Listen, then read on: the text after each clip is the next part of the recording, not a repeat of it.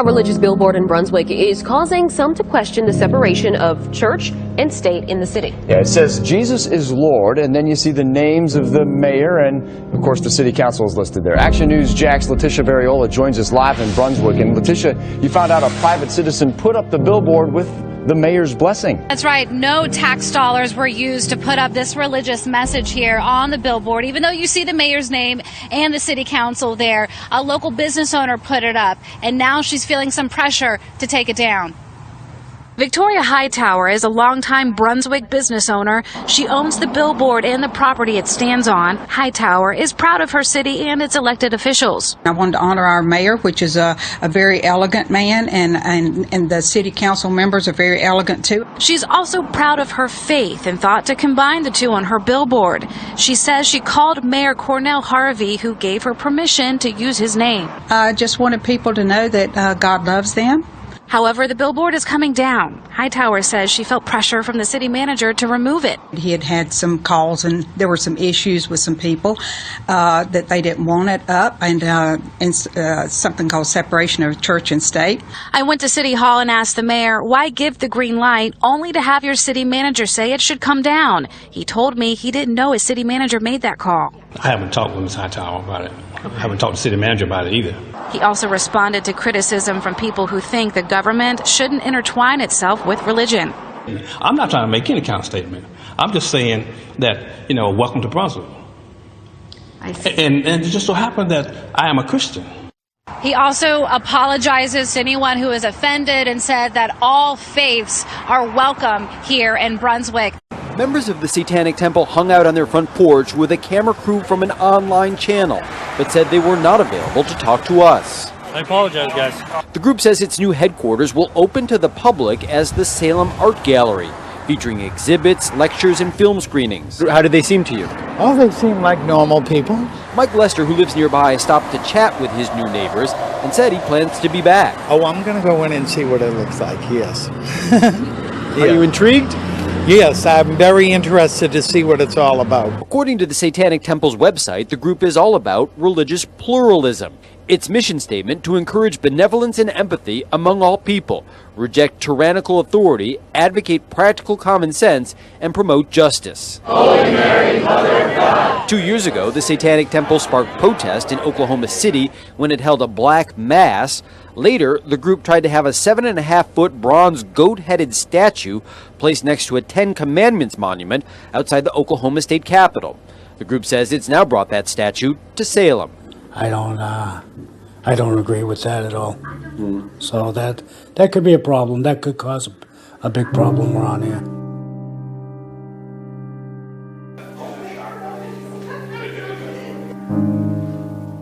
Gold has that sort of like almost kitschy but angelic kind of high Renaissance.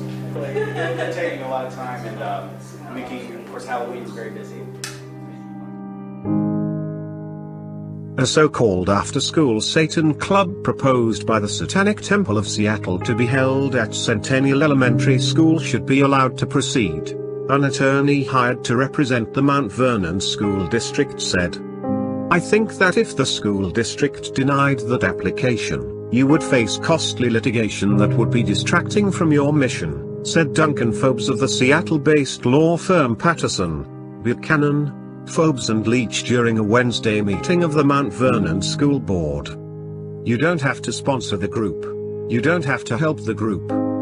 A 2001 Supreme Court ruling, Good News Bible Club versus Milford Central School District, stated that if schools allow any organization to use school property, they must allow all organizations, religious and secular, to have access.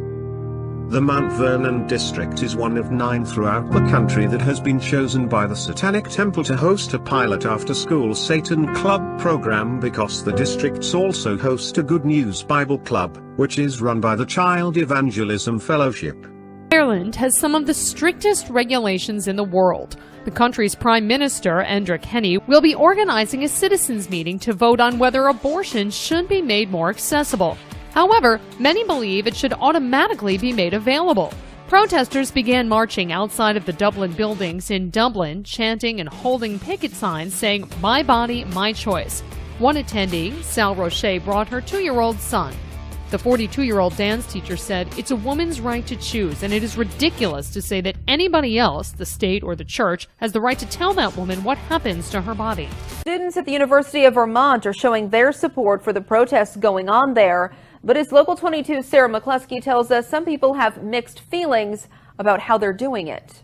Walking around the University of Vermont campus in Burlington Friday, you may have noticed something new flying high. I think it's a powerful statement. The Student Government Association decided this week to raise a Black Lives Matter flag outside of the Davis Center, the heart of the campus. The Black Lives Matter movement has grown momentum across the nation, trying to raise awareness about racial issues.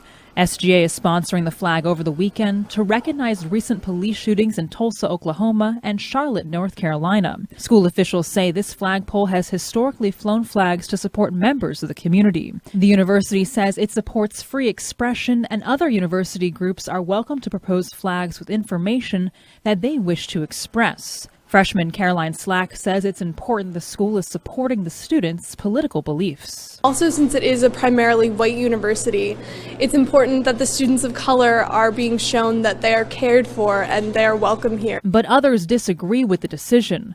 Viewers commented on Facebook saying they think all lives matter in Vermont and that it's inappropriate to have an organization's flag at the same height as the nation's flag.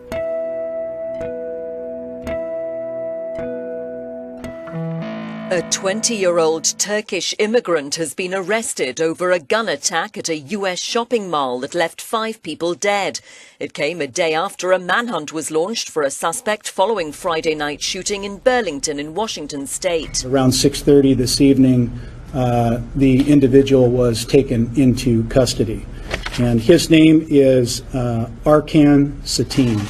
Legally resident in the U.S., he was identified as a suspect and captured walking down a street in Oak Harbor, his home community some 50 kilometers away.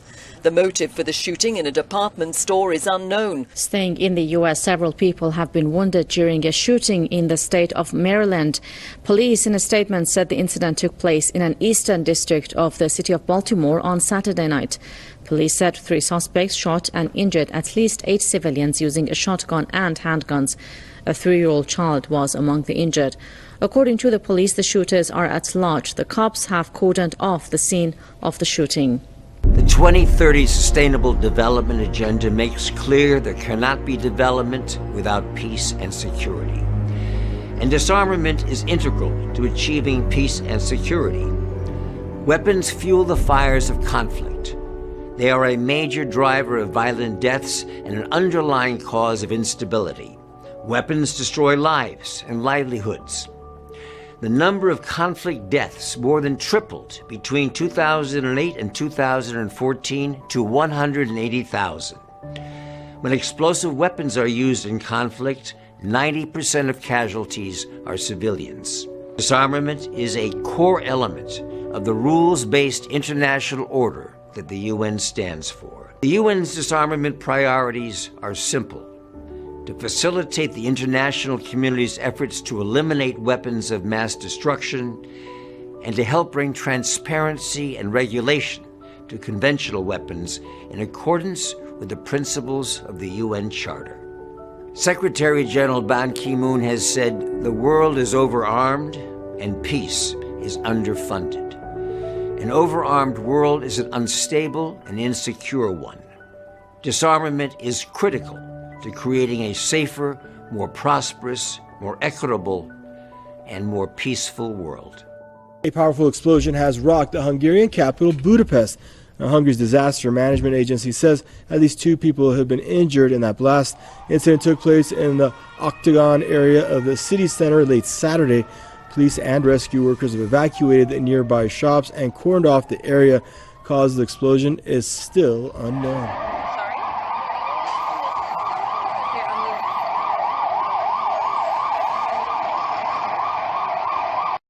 It's crazy. Crazy. Yeah, you can smell it, man. Authorities in the Austrian city of Wels have slapped a curfew on young migrants in response to a series of sex attacks at a wine and beer festival.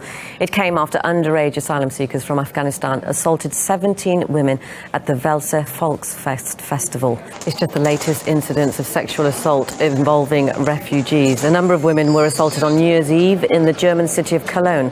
Similar cases were also reported during New Year celebrations in Finland. In Sweden, 5 rape cases and 12 sexual assaults were reported at a summer music festival, with up to 35 sexual molestation complaints filed against foreign young men. Last summer in Denmark, refugees were charged with raping and groping women. The mayor of the Austrian city of Wels told us what he thinks needs to be done. To deal with sexual violence in the long term, we have to take some very important measures. First of all, we have to increase the number of the police officers, and furthermore, we have to coordinate the private security with the police forces. We also think about more police in plain clothes. As the relentless migration continues, European Union leaders remain locked in debate in their search for a solution. At a summit in Austria this weekend, the focus was on protecting borders and the state of the EU-Turkey deal. Austrian Chancellor Christian Kern. We need control over our external borders. We have to decide who comes to Europe and not the trafficking organizations. That is the most important principle. They also discussed the Balkans route, which Austria and others have largely shut down this year, leaving thousands stranded in Greece. Some countries have agreed to resettle those in Greece, but it is still a work in progress. German Chancellor Angela Merkel. Given that there are so many refugees with us, of course, all member states must be on board, not only those that are on the Balkan route. But we have our responsibility to take our part of the 160,000 from Turkey that we agreed to take. And it's a responsibility that, like the crisis itself, won't be ending anytime soon. The death toll for multiple terrorist attacks in the Iraqi province of Salahuddin has now risen to 18. 5 security personnel and 2 young civilians were killed when a gunman opened fire on them at a checkpoint north of the city of Tikrit Saturday morning. Police forces managed to kill the assailant. Separately, 2 bomb attacks at the entrance to Tikrit also claimed the lives of at least 11 people and wounded over 20 others. The Dutch terrorist group has claimed responsibility for the assaults. The violence has been the first of its kind since April of 2015, when the Iraqi government forces purged the city of Takfiri terrorists. The death toll in Aleppo is said to have risen above 200 in just 2 days, provoking France, the US and the UK to call for an emergency meeting of the UN Security Council, diplomats say. United Nations Secretary-General Ban Ki-moon has said he's appalled by the chilling military escalation in Syria's largest city, where government troops supported by Russia are battling the US-backed rebel forces currently in control of the east. The offensive has further dashed hopes of re-establishing a ceasefire that crumbled on Monday, despite an assertion by Russia that the US has apologized for possibly striking Syrian troops in a deadly raid against the ISIL militant group earlier this month. The US claims the troops were unintentionally targeted. However, Russian Foreign Minister Sergei Lavrov said it was hard to believe coalition intelligence could forget the positions and locations of troops. India's Prime Minister Narendra Modi is accused of Pakistan of trying to destabilize Asia by exporting terrorism. Modi made that remark in his first speech since 18 soldiers were killed in an attack on an Indian army base in Kashmir. He claims that Indian security forces have killed 10 terrorists in Kashmir who crossed a ceasefire line from Pakistan over the past 4 months. Now, Modi added that terrorist attacks in Bangladesh and Afghanistan are also being instigated from Pakistan. Indian Premier vowed to work toward isolating Islamabad internationally. India blames Pakistan for a fatal attack on an army base in Indian-controlled Kashmir last Sunday.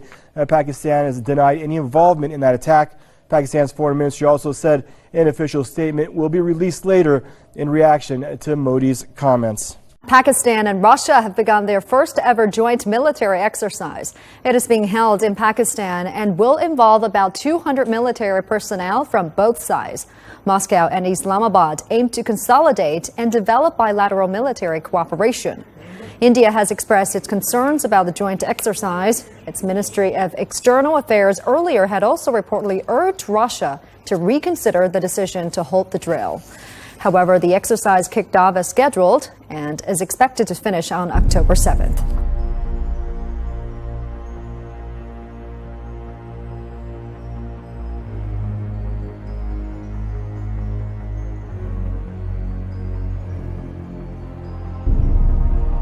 Item 127, missile suspension released. Item 128, launcher closure door open. Item 128, launcher closure door open. Item 129, first stage ignition.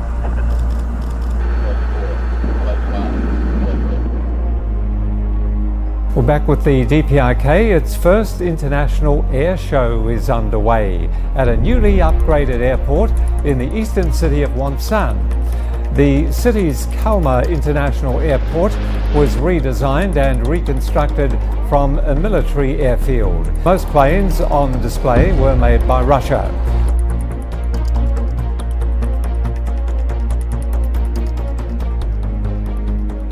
A senior US official has stated that there will be no more negotiations about the deployment of the THAAD missile defense system in South Korea. US Assistant Secretary of State Daniel Russell says the decision has been reached and THAAD will be deployed to the south as planned.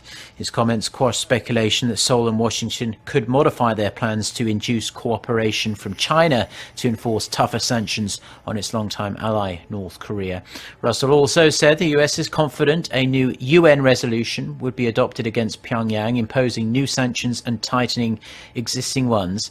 He added that the new punitive measures would be aimed at preventing North Korea from further developing its nuclear weapons program.